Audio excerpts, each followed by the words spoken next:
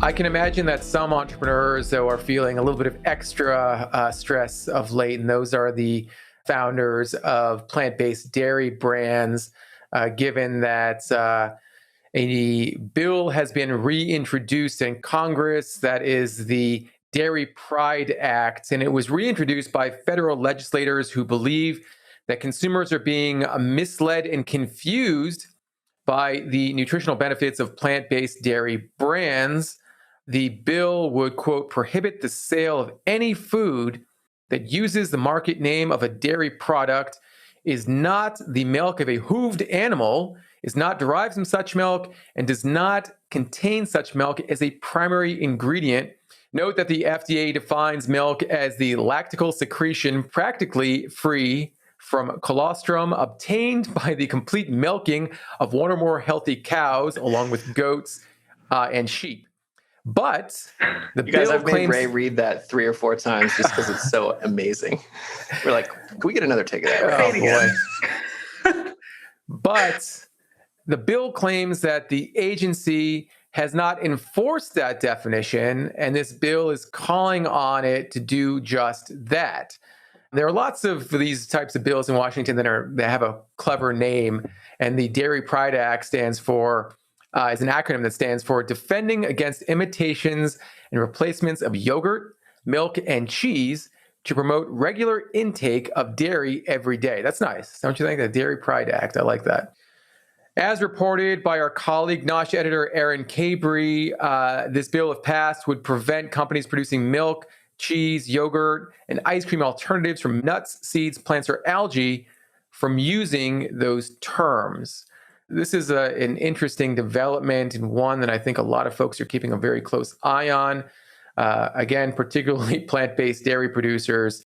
Yeah, and I think it's interesting because even the technical definition that you just read and that we made you read 3 times is so specific. Like they're literally calling out, cows and animals, and that it needs to come from an animal.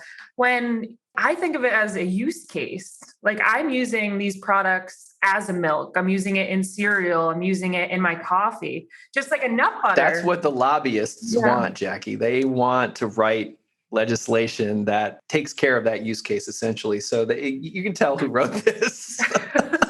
Well, I mean, these legislators claim that consumers are being legitimately confused and misled.